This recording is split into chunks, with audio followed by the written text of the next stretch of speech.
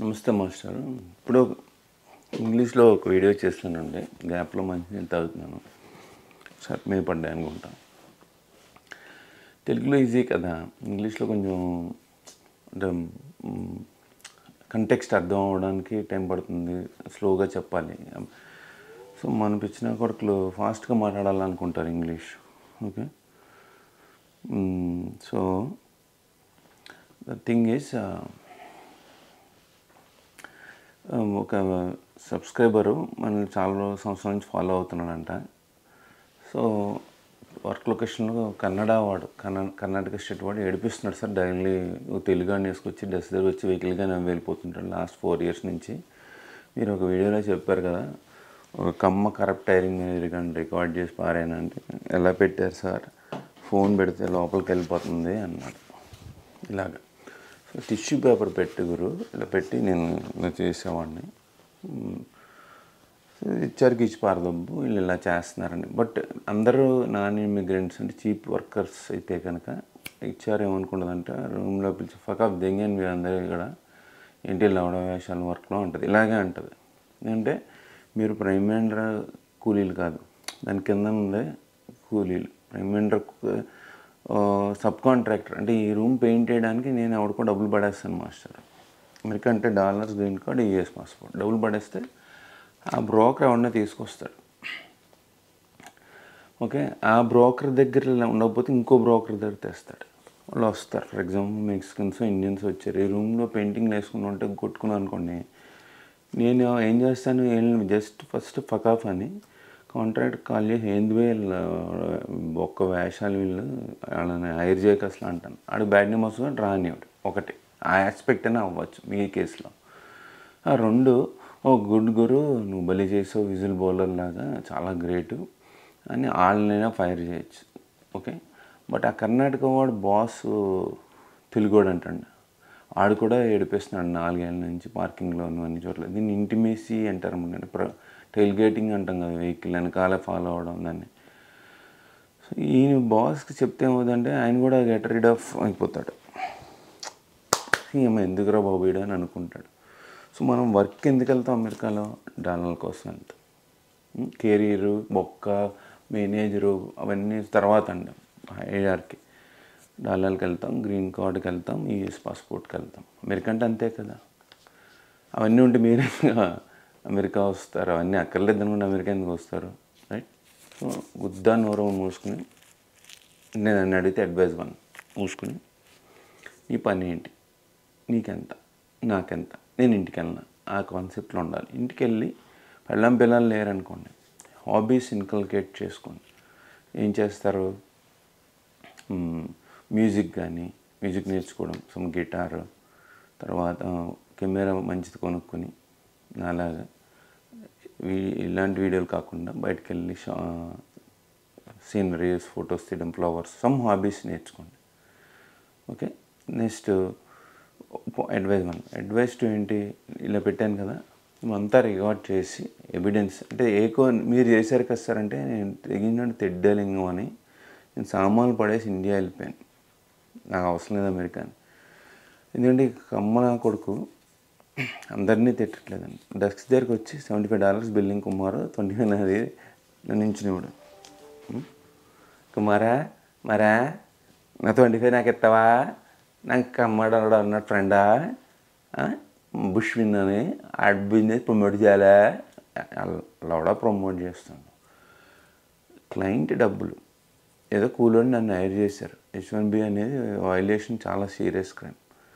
నా డబ్బుల్లో జీతం దెంగి ఒక ఇల్లీగల్ నేను సెట్ చేస్తే ఆ ప్రైమ్ మినిస్టర్ అమెరికన్ ఫకాఫ్ అని తెలిసింది. నేను నేపేశాను అనుకున్నాడు. కానీ నాకు $10 నా జేబులో పెట్టమంటే డైలీ కూడా కాదు, ఎవ్రీ 1 hour. చూడండి, ఇండియాలో కరప్షను గవర్నమెంట్ ఆఫీసర్స్కి ఒకసారి ఇస్తే సరిపోద్ది, ఇక్కడ గంటకే ఇవ్వాలి. నేను అప్పుడు కాన్ఫరెన్స్లో తీసుకు లైక్ చెప్పడక నీ అమ్మ, నీ అబ్బా, నీ ఆలి ఏంది దింపుతున్నారు డైలీ. ఇదంతా ఒక క్రిస్టియన్ మొన్న చూసింది. అది అబ్బాయికి ఎవిడెన్స్ ఇస్తానంటే ఇవ్వనంది. మీకు కూడా అలా ఎవడైనా ఎవిడెన్స్ ఉన్నాడా, కోవర్కర్స్ ఉంటే వాళ్ళ వీడియోలు, ఆడియోలు ఇవ్వగలరా? ఇదంతా సాధించి నేను క్రిమినల్ అటార్నీని పరిచయం చేస్తాను కావాలంటే. నేను వెళ్ళాను కాబట్టి, అదర్వైజ్ నేను జనరల్గా ఎవరిని రికమెండ్ చేయను. సో సో తర్వాత వెళ్ళి అతనికి అవన్నీ ఇచ్చి వాడిని సూ చేస్తావా, క్లయింట్ని సూ చేస్తావా, ఎవరిని సూ చేస్తావు, కేసు నెగ్గుతావా? అమెరికాలో న్యాయం ఏమి ఉండదు. అందుకని ఇంకో ఫ్రెండ్ ఏం చెప్పాడంటే, ఒక్క న్యాయం అంటావేంటారు నువ్వు, న్యాయం ఉండదు, ఇన్స్టెంట్ జస్టిస్. మందుబాటులో ఒకడు వెండర్ పెళ్ళని లాగి దెంగాను నేను అన్నాడు. ఒక్క న్యాయం అంటావు నువ్వు, న్యాయమే ఉండదు అన్నాడు. నెక్స్ట్ పాయింట్కి వెళ్దాం. సో మీరు ఒకవేళ ఇవన్నీ తీసుకెళ్ళి హెచ్ఆర్కి ఇస్తే హెచ్ఆర్ ఏం చేస్తుంటే, మనం జనరల్గా హెచ్ఆర్ అంటే ఆడాలనుకుంటాం. రూమ్లోకి పిలిచి దెంగండి పోయి మీరు అంతా అంటారు. ఎందుకంటే నువ్వు ప్రైమ్ మెంబర్ ఎంప్లాయీ కాదు, దానికన్నా ఉన్న సబ్ కాంట్రాక్టర్. అంటే ఇప్పుడు ఈ రూమ్ పెయింట్ వేయడానికి వచ్చిన కొట్టుకుంటే ఎలా ఉంటుంది, దెంగేమంటాం బయటికి. అట్లా లేదు, మీరు ఒకవేళ అందరూ ఫుల్ టైం ఎంప్లాయీస్ అయితే తీసి ఎవడో ఒకరిని వాయించేస్తుంది, వార్నింగ్ ఇస్తుంది, వదిలేస్తుంది. ఓకే, అలాగా. పైగా ఈ కర్ణాటక వాడు హేట్రెడ్ అండి బేసికల్లీ. ఈ కర్ణాటక వాడు బాసు తెలుగువాడండి, ఆయన కూడా ఏడిపిస్తాడండి 4 ఏళ్ళ నుంచి. సో మనం నా అడ్వైజ్ మళ్ళీ రిపీట్ చేస్తాను, యుద్ధాన్ని ఎవరు మూసుకుని ఆఫీస్కి వెళ్ళి తలెత్తకుండా పని చేయి. నీ పని ఏంటి, నా పని ఏంటి, పని ఎంత, నీకెంత, నాకెంత, నేను ఇంటికి వెళ్ళాను అనే కాన్సెప్ట్లో ఉండాలి. క్లయింట్ని అడగలేవు నీకెంతని, నీ మేస్త్రిని అడుగుతావు కదా. Second first dollars. 2 green card కోసం వర్క్ వెళ్తారు, లేకపోతే ఎందుకు వర్క్ వెళ్తారు మాస్టర్? ఇప్పుడు వాళ్ళు H1Bs వర్క్ ఎందుకు వెళ్తారు? డాలర్కి వెళ్తారు. 2 ఇమిగ్రేషన్ స్టేటస్ మెయింటైన్ చేయడానికి వెళ్తారు. 3 గ్రీన్ కార్డ్ చేస్తాడని వెళ్తారు, లేకపోతే చేయరు. మీ గ్రీన్ కార్డ్ చేయకపోతే వర్క్ ఎందుకు వెళ్తారు? సో దాన్నే గ్రీన్ క్యారెట్ అని ఒక ఆయన బుక్ రాశాడు. ఇది తెలియకుండా పిచ్చిన కొడుకులు సిల్లీగా ఉందండి, మరి కెనడియన్ డాలర్సా, ఈ ఎపిసోడ్స్ $100 అంటున్నాడు. ఈ కన్వర్షన్ కెనడా అంటే ఈ Canadian dollar, PR, Canadian passport, life అక్కడితో ఆగదు. TN వీసా, గ్రీన్ కార్డ్ మీద ఎక్కడికి వస్తారు. దీనికి ఇండియన్ కన్వర్షన్లో $20 డిఫరెన్స్, అంటే $20 డిఫరెన్స్కి తట్టా బుట్ట పట్టుకొని వాళ్ళు కెనడా నుంచి అమెరికా వస్తారు మాస్టర్. సో ఆల్ H1Bs అమెరికాకి ఎందుకు వస్తారు? H1Bs అంటే ఇండియాలో అమ్మ గుడిసిపోయిందని ఏదో లైఫ్, రైట్. మళ్ళీ ఇక్కడికి వచ్చి దేవరా చూసారు సినిమాలో, బొక్క వేషాలు వేశారు. మళ్ళీ ఆఫీస్లో ఇలాంటి వేషాలు, కమ్మాడైనా ఇదైనా అదైనా. కమ్మాళ్ళు ఏంటంటే దెంగేస్తారు సార్, మిగతా కొనవాళ్ళు కూడా దెంగేస్తారు, కొంచెం స్లోగా దిగుతారు. కమ్మాళ్ళు అయితే దెంగేసి చంపేసి బాడీ రక్తం తాగేస్తారు. మిగతా వాళ్ళు కొంచెం వదిలేస్తారు, పోన్లే జాలే దెంగేం కదా అని వదిలేస్తారు. మీ కమ్మాలు కదా ఉండదు, అది ఫండమెంటల్ డిఫరెన్స్. వాళ్ళు అమెరికాని కూడా మానభంగం చేస్తారు. మొదటి మానభంగం చేసింది వాళ్ళే, తర్వాత మిగతా కులాలు. సో నువ్వు ఆల్ H1Bs ఎందుకు వెళ్తారు? డాలర్కి వెళ్తారు. నెక్స్ట్ గ్రీన్ కార్డ్కి వెళ్తారు. నెక్స్ట్ US పాస్పోర్ట్ కోసం అమెరికాలో ఉంటారు, ఎందుకంటే బయటకు వెళ్తే కార్డ్ ఎక్స్పైర్ అవుతుంది. సో నువ్వు ఎవరైతే విక్టిమ్ ఉన్నారో అన్నీ నోరు మూసుకుని పనికి వెళ్ళాలి. ఎందుకంటే పనిలో నువ్వు సబ్ కాంట్రాక్టర్, సబ్ కూలీ. రూమ్ పెయింటింగ్ ఎగ్జాంపుల్ తీసుకో, వేసి దెంగేస్తారు, గెట్ అవుట్, హక్ ఆఫ్ అంటారు. 2, నువ్వు ఇంత ఎవిడెన్స్ పట్టుకుని వెళ్ళినా కూడా నువ్వు క్లయింట్లో ఎందుకు రికార్డ్ చేసావు అని అడిగితే నేనంటే తెగించినట్టు తెడ్డలింగో అని వెళ్ళాను. అంత దూరం వెళ్ళగలవా? వెళ్ళే గట్స్ ఉన్నాయా? FBIకి వెళ్ళి ఇచ్చి ఇదంతా, కానీ ఏంటి ప్రయోజనం?